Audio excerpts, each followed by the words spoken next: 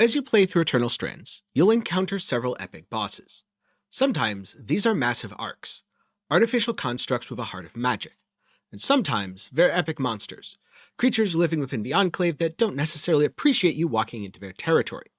And Brynn is fully capable of taking on these titans, climbing on them to chip away, or using devastating spells to annihilate them from a safe distance. But sometimes, you don't want to just kill your enemy. You want to harvest their very essence and use the strands to enhance your powers. So in today's video, I'm going to go over how to harvest all of the bosses in Eternal Strands. I'll go over the strategy that I use, and maybe even toss in a couple of tips or tricks. Since this is going to be quite a long video, and since you're probably not going to be doing all 9 at once, feel free to use the timestamps to navigate to the boss fight that you find most relevant. Also, if you want to see more content like this, do be sure to get subscribed and maybe leave a like while you're down there. For now, let's get into things, starting with number 1, the Arc of the Stricken Earth. This is the first boss you encounter. It is encased in massive heavy armor, and to harvest it, you're going to remove a few of these pieces. There are 2 ways to do this. First, the easy way, by shattering the rivets. Second, the hard way, by freezing the armor pieces and having a weapon that deals enough damage to shatter them. And so if this is your first time harvesting a boss, I strongly recommend method 1, cutting away the rivets. To harvest this arc, you need to remove both the lower and upper portion of its chest plate. So for the lower portion, you need to cut the 3 rivets holding it in place. 2 in the front that are very easily accessed by freezing its leg, climbing up the leg, climbing onto its stomach, cutting the rivets there, and 1 at the small of its back. After you do, the chest plate will fall away. However, the upper piece is a little bit trickier. To remove this, you first need to cut both rivets on each of its shoulders. There's 1 rivet in front and 1 rivet in back. Now, these are a bit higher up, so it may either attempt to throw you off, in which case you need to cling on, or grab you, in which case you need to avoid its hand, otherwise you will take massive damage. Make your way all the way up to its shoulders, cut the rivets, then cut the rivet beneath. There are 2 rivets, 1 on its left shoulder and 1 on its right shoulder, that hold the upper part of the chest plate on. After you do all this, its weak point should be exposed, and you can climb onto the arc's chest and harvest. You'll need a fair bit of stamina to be able to complete the harvest, but you don't have to worry as the arc is pretty docile while you're doing the harvesting. Next up, we have the Brennig Glasstail, an icy lizard that stalks the colder biomes. Beware of its frosty breath, and pay close attention to its slam attack, as you're actually going to need this. So, first you need to reveal the harvest point. You do this by breaking off all of the crystalline horns and burning the fur at the back of its neck. I recommend starting with the horn on its head. This way, every time it uses its slam attack, it gets stunned, giving you more opportunities to safely break other parts. Also, after you break the horn on its head, try to climb down and break the horn on its chin as well. This one's a little bit tricky, especially if it's doing its ice breath. After that, it has 2 large crystals on its back. These are both pretty darn easy. Then move on to the 2 crystals on its front left and front right legs. These are a little bit trickier just because they're smaller. However, it can't really do all that much to stop you, so you shouldn't have too much issue as long as you have high cold resistance. Fourth, break the crystals on its tail. And if you're struggling with this, you can always break the tail to make it a little bit easier. Then finally, burn away the fur on its neck using some sort of fire ability, either a weapon or a spell, and this should reveal the weak point. Now, to harvest the creature, you need to wait for it to use its slam attack, then harvest it while it's stunned.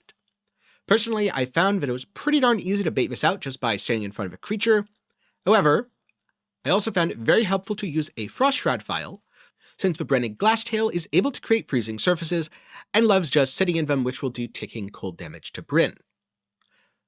Either way, once it's stunned, climb on the back of its neck, harvest it, and you should be home free. After all, it's stunned, so it's not like it can stop you, something that won't be true of many of the future creatures.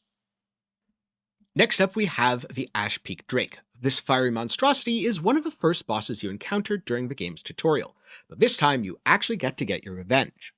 So, I recommend you start your harvesting by breaking one of its wings. You'll need to do this at some point. And if you break one of wings early, this makes it easier to climb on its back later. To break a wing, simply climb up and hit it repeatedly until you see the part turn blue and all crackly. At the same time, you should notice the skin of a wing begin to tatter. though even with only one wing, the drake is able to fly surprisingly well. Then climb up onto the drake's neck and head, break its horns and the bony protrusions. Now what you need to do is get on the drake and wait for it to take off. You can only harvest the weak point at the center of its back while it's in the air. So, this is why you want it to break the wing, as otherwise it's just going to do a barrel roll and throw Bryn off. Personally, I also found that this fight is generally easier if you jump on the drake anytime it tries to take off. Worst case, it'll throw you off, but most of the time in doing so, it forces itself to land, making it much easier to deal with than if you just let it sit in the air, where it can do strafing runs and shoot fireballs at you. Though if it's trying to strafe you, just freeze its mouth with some ice, and if it's shooting fireballs, use telekinesis to catch them and maybe even throw them back. Or, just find a rock to hide behind. That works too. Now, continuing with a fire theme, we have the Arc of a Living Flame. This is another creature that I found much easier to deal with when I was perpetually climbing on it, since one of its mechanics is summoning a bunch of adds, and if it summons the adds and they can't attack you because you're climbing on the arc, well, you just don't have to deal with them. To harvest it, you need to break all of the gems set into its armor, then climb all the way to the top of the arc and harvest the flame on its head. So, first, break the gems on its kneecaps. This doesn't stop or slow it down in any way, but hey, it makes it feel better because you just kneecapped an arc. Next, climb onto its stomach and shatter the gem in the center of its chest plate. I found this one to be a little bit annoying, just because it is very likely to try to throw Bryn off, or grab her and then inflict a fiery blast. Make sure to dodge its hand or cling on accordingly. Now, third and fourth are the hardest gems to reach. One of them is located on its left wrist, and the other inset into the top center of its staff. For the staff, in general, you just have to do a lot of climbing. But luckily, if you're on the far side of a staff from its hand, it generally can't reach you, so as long as you cling on if it tries to swing the staff and throw you off, not too big of a deal. For its other hand, well, the easiest thing to do is make sure it has its staff in the opposite hand, because if you're climbing on its free hand, it can't use that hand to grab you. Now, in response, there's a good chance it swaps the staff from its right hand to its left so that it can use its right hand to grab you. Luckily, this should give you more than enough time to climb down onto its wrist, shatter the gem, and jump off.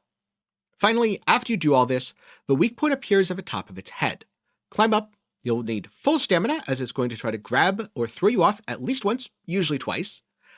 But once you reach the top of its head, there's very little it can do to stop you. So functionally, you win as long as you get there with a bit of stamina left. Then we have the Highland Iceclaw, which technically you don't need to do anything special to harvest this creature. The weak point is available on its back right from the start, but if you don't break some parts, it's just going to constantly throw you off, which is very annoying and frustrating, because I was like, wait, is the game bugged? Why is it throwing me off? Yeah, it took me getting thrown to the ground a couple times to figure that out. So, first up, break one wing. This is going to make it much easier, as it limits the Griffin's aerial maneuvers, which if you watched How to Harvest the Drake, yes, it pretty much works the same way. Now at this point, you can find a moment to harvest it, but it'll still throw you off a fair bit by jumping into the air, then crashing down. To prevent this, you need to break its legs so it can't do the ground slam. After that, the Iceclaw is an easy harvest.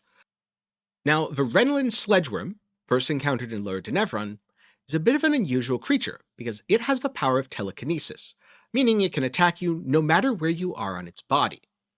This makes it somewhat uniquely dangerous, but also, its telekinesis causes various bony growths on its body to glow. Spoiler alert, you have to break all of them to harvest it, which makes it fairly easy to tell what to do. So first up, I like to start by destroying the crystals on its tail. And very often what I'll also do is get in a few extra blows to break the tail. This just makes the fight a bit easier to deal with in general, though breaking the tail isn't strictly necessary. Also, this is where you're going to come back to harvest weak point later. Second of all, you need to destroy the glowing crystals on all four legs. Provided it doesn't pick up a cart and hurl it at you, or create a gravity vortex that pulls you in before it slams, these all should be quite easy. Third, destroy the crystals on its back and up to the base of its neck. You do have to watch for the telekinesis. Again, it can lift an object and hurl it into Bryn, but aside of that, you should be safe from all of its other attacks while on its back. And finally, climb back onto the tail and harvest the weak point. At this point it should be relatively easy, especially if you broke the tail, thus limiting its moves. The Ark of a Forge is heavily armored and has very few weak points. Plus, it has the ability to set itself on fire, and making it dangerous for Bryn to touch the massive construct. Unless, of course, she's under the effects of a Flame Shroud file, which I strongly recommend you use. So, to go about harvesting, the first thing you need to do is break the rivets on its left shoulder plate. Like with the Ark of a Stricken Earth, there's one in the front and one in the back. Don't get caught up on the dangly bits, they're just there for decoration. Break the rivets, cut the shoulder piece free. This actually reveals the weak point. But you need to do a little bit more. Because the second thing you need to do is get the Ark to overheat by breaking all of the flame cores in its hammer. First, things are going to need to get a bit hotter. Like I said, the Ark has the ability to light itself aflame.